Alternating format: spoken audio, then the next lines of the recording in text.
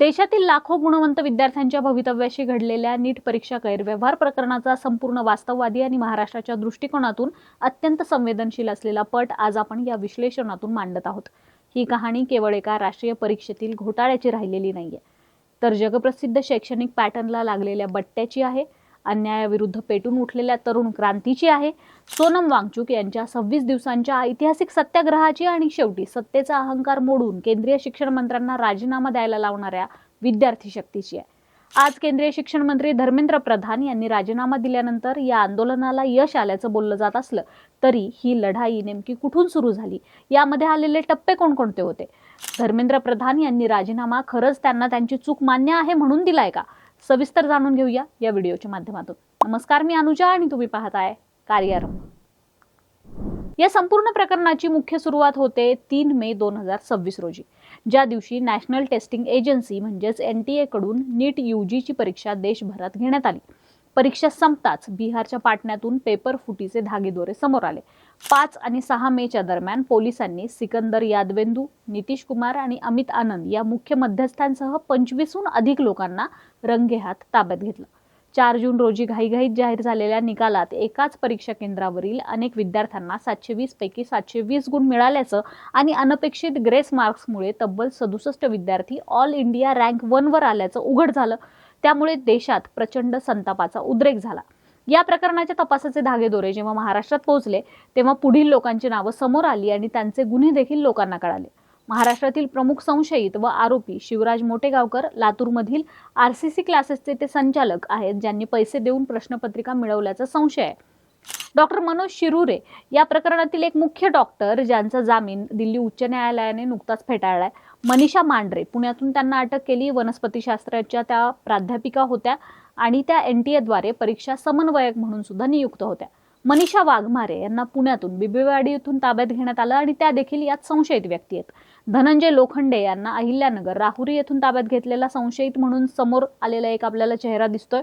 शुभम खैरनार यांची नाशिकमधून अटक झाली आणि PV कुलकर्णी आणि मनीषा मांढरे पुणे व इतर भागातून CBIने यांच्यावर कारवाई केली आणि इतरही संशयित या कारवाईमध्ये ताब्यात घेण्यात आले। मात्र महाराष्ट्राच्या शैक्षणिक विश्वात सर्वात मोठा भूकंप तेव्हा झाला जेव्हा या संपूर्ण तपास चक्रात लातूरमधील अत्यंत नामांकित मोटेगावकर क्लासेसचे प्रमुख प्राध्यापक मोटेगावकर सर यांचं नाव जोडलं गेलं। अटक करण्यात आलेल्या आरोपींचे धागेदोरे, काही संशयित एजंट आणि लातूरमधील रॅकेटचे लागेबांधे मोटेगावकर सरांच्या कोचिंग क्लासची जोडले गेल्याच्या बातम्या सर्वत्र पसरल्या। त्यामुळे संपूर्ण महाराष्ट्रात मोटेगावकर क्लासेस आणि लातूर पॅटर्नची प्रचंड बदनामी झाली। वैद्यकीय प्रवेश परीक्षेच्या तयारीसाठी संपूर्ण राज्यात अत्यंत विश्वासार्ह मानल्या जाणाऱ्या प्राध्यापक मोटेगावकर यांच्या क्लासभोवती संशयाचं जाळं निर्माण होताच लाखो विद्यार्थी आणि पालकांमध्ये भीती आणि अस्वस्थतेचं सावट पसरलं। ATS व तपास यंत्रणांनी या संदर्भात कसून चौकशी आणि झाडाझडतीचं सत्र राबवलं, ज्यामुळे लातूरच्या संपूर्ण शैक्षणिक विश्वावरच भ्रष्टाचाराचा डाग लागला। या संपूर्ण शैक्षणिक अनाधुंदी कारभाराविरोधात आणि विद्यार्थ्यांवरील अन्यायाविरोधात 16 मे 2026 रोजी कॉकरोच जनता पार्टी म्हणजे CJP या उपरोधिक जन आंदोलनाचा त्यांनी पाया रचला। 10 जून 2026 रोजी लातूर, कोटा, पाटणा, मुंबई आणि प्रयागराजमध्ये देखील विद्यार्थ्यांनी रस्त्यावर उतरून या विरोधात निदर्शनं केली। राज्यस्तरावर तोडगा न निघाल्याने 21 जून 2026 रोजी आंदोलकांनी देशाच्या राजधानीत धडक दिली आणि जंतर मंतरवर ऐतिहासिक ठिय्या आंदोलन सुरू केलं, ज्यामध्ये नंतर सोनम वांगचुक देखील ऍड झाले। या आंदोलनाला सर्वात मोठं वैचारिक आणि नैतिक बळ त्यांच्यामुळे मिळालं। 28 जून 2026 रोजी लडाखचे ख्यातनाम शिक्षणतज्ञ सोनम वांगचुक या संघर्षात थेट सहभागी झाले आणि त्यांनी विद्यार्थ्यांसाठी अनिश्चितकालीन उपोषण सुरू केलं। वांगचुक यांचं उपोषण तब्बल 26 दिवस चाललं।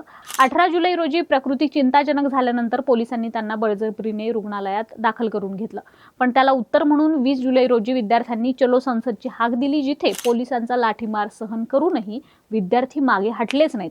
अखेर 23 जुलैच्या मध्यरात्री केंद्रीय मंत्री JP नड्डा आणि जितेंद्र सिंह यांनी रुग्णालयात जाऊन वांगचुक यांची भेट घेतली आणि परीक्षा पद्धतीत आमूलाग्र सुधारणा तसेच निष्पक्ष चौकशीचे लिखित आश्वासन देखील दिले।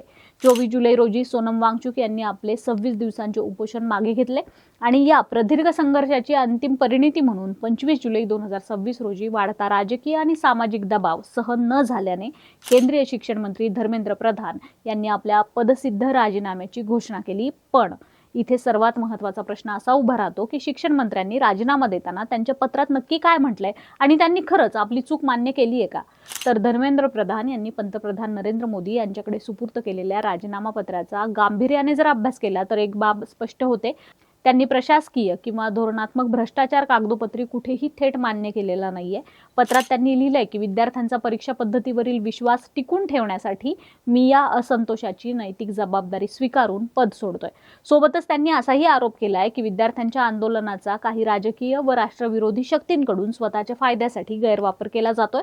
म्हणजेच राजकीय आणि प्रशासकीय विश्लेषकांच्या मते हा राजीनामा त्यांनी स्वतःहून चूक उमजून दिलेला नाहीये, तर 25 जुलै रोजीचा आंदोलनाचा 35वा दिवस होता आणि सोनम वांगचुक यांच्या 26 दिवसांच्या उपोषणानंतर निर्माण झालेल्या प्रचंड जनरेटापोटी दिलेला हा राजीनामा आहे. स्वतःची किंवा मंत्रालयाची थेट चूक अमान्य करत केवळ नैतिक जबाबदारीच्या नावाखाली दिलेला हा राजीनामा म्हणजे सरकारचा एक राजकीय बचाव आणि डॅमेज कंट्रोलचा हा प्रयत्न मानला जातोय.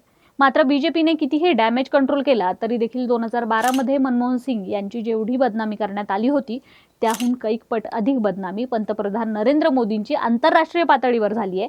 हे बीजेपीला आता मान्यच करावं लागेल. ते म्हणतात ना, कर्मा रिटर्न्स, तसंच बीजेपीच्या बाबतीत झालंय.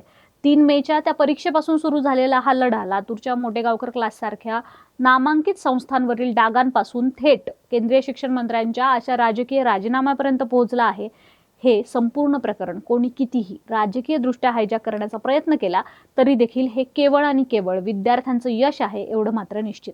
या संपूर्ण प्रकरणावर आणि शिक्षण मंत्र्यांच्या या राजीनाम्यावर तुमचं काय मत आहे ते कमेंट बॉक्समध्ये नक्की कळवा. कार्यारंभला सबस्क्राईब करायला विसरू नका. कार्यारंभ डिजिटल या आमच्या फेसबुक आणि इन्स्टा पेजला देखील फॉलो करा. व्हिडिओ लाईक करा, शेअर करा.